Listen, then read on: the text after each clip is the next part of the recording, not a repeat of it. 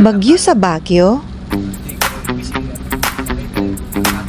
Hindi namin inaasahan na ma-experience ang bagyo sa Baguio. Gustuhin man namin umurong ay no choice na dahil sa mismong Baguio proper na kami naabutan ng malakas na hangin at ulan. Sambit na lang namin ang taimtim na dasal na makarating kami ng ligtas sa aming patutunguhan. We traveled 13 to 14 hours from Bicol to Manila and another 5 hours from Manila to Baguio. Dito ko napatunayan na ang kasayahan ng isang group travel ay hindi nasusukat sa ganda ng lugar kung hindi sa mga kasama na laging on the go at full of positivity. Sabi nga, a good company that sees the best thing in every situation. A company that find positive things in a negative situation. Kinaumagahan ay wala na kaming sinayang na oras na malibot ang buong Baguio. Una naming pinuntahan ang Baguio Cathedral upang magpasalamat na nakarating kami ng ligtas sa kabila ng masamang panahon. In fairness, iba talaga sa Baguio. Ilang oras pa lang ang nakalipas ay halos hindi mo mapapansin na dinaanan sila ng bagyo. Sunod nang pinuntahan namin ang The Mansion, Wright Park, Heritage Park at ang Burnham Park. Dahan dito ay magkakalapit lang ang mga tourist sites at karamihan ay walang entrance fee. Halata sa mga puno at halaman na nasalantay ito ng bagyo, pero maagap nilang nalinis ang mga kalat. Nag-sightseeing na lang kami dito at hindi na kami sumakay sa mga bangka dahil Tomsko na ang lahat.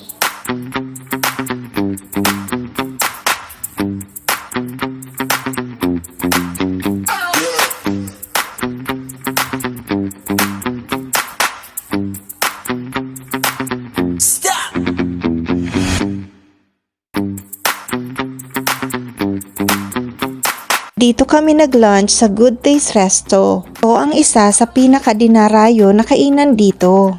Sabi na hindi daw kumpleto ang Baguio Adventure kapag hindi kumain sa restaurant na ito. Dinarayo ito dahil sa masarap, affordable at madaming servings ng mga meals. Pati na ang kanilang mga bread and pastries.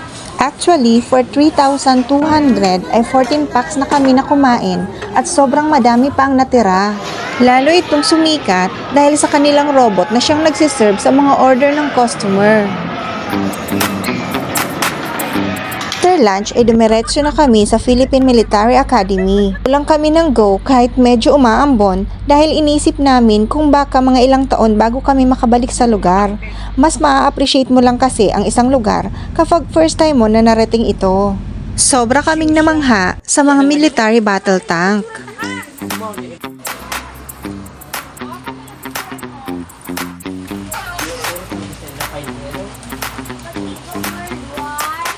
Hindi na kami masyadong nag-explore sa Mirador dahil sa nakaramdam na kami ng pagod. After Mirador ay bumili na muna kami ng ubi jam sa Good Shepherd.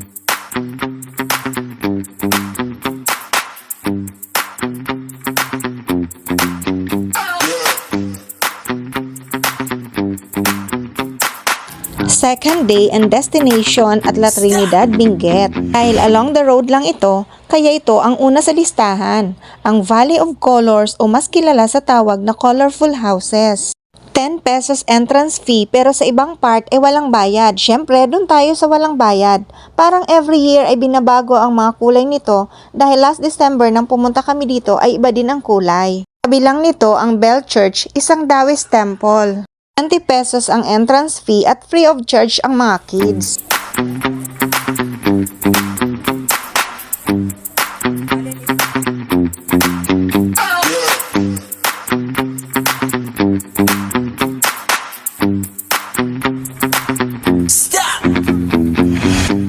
Ito ang pinakataas ng temple.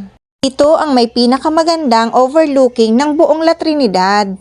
Isa rin ito sa pinakamataas na part ng Baguio. Natanaw dito ang kabuuan ng templo at iba pang mga karatig na lugar.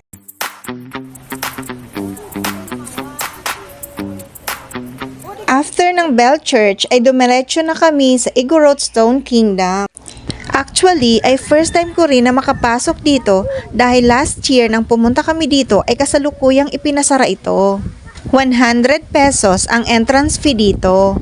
Carry na ang fog at ulan. Nanunuot sa mga jacket namin ang sobrang lamig. Halos lahat ng anggulo ay IG worth. May cafe at snack house sa pinakatuktok nito.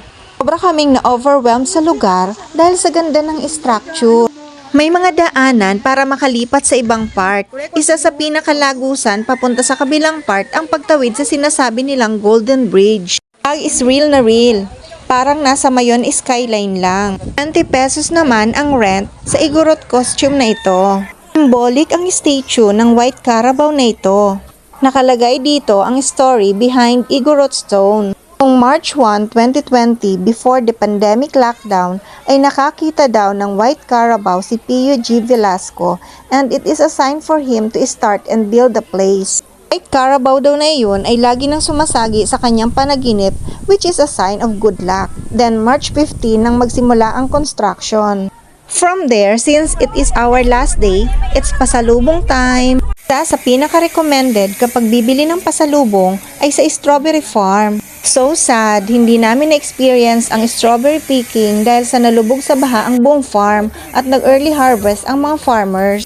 Dito na kami bumili lahat ng pasalubong from fruits and veggies at ang kanilang locally made strawberry jams and wine. Hindi din namin pinalampas na tikman ang strawberry ice cream, pinipig at lahat ng free taste. La mierda check, pasalubong check, then uwian na. Nung papunta kami dito ay via Marcos Highway kami dumaan dahil kapag masama ang panahon hindi pinadadaanan ang Cannon Road dahil sa landslide. 6 o'clock in the morning nang mag-pack up kami. Kaya good for us dahil kami lang ang tao dito.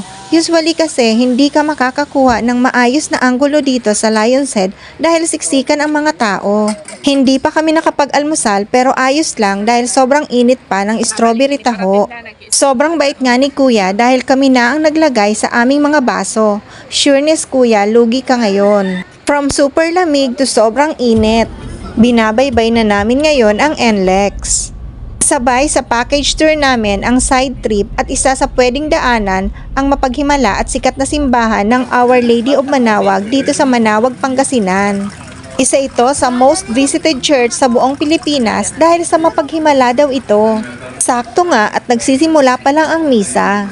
Dito rin kami bumili ng murang souvenir at religious items. As 5 na kami nang makarating sa Manila. Dahil via C5 kami dadaan, kaya nag-dinner na muna kami dito sa Venice Grand Canal sa Taguig. Sabi nga, hindi tayo nabuhay para magtrabaho ng magtrabaho. Maglaan ng oras na magawa ang mga bagay na makapagpapasaya sa atin. Laging mag-explore kasama ang mga kaibigan at mga mahal sa buhay.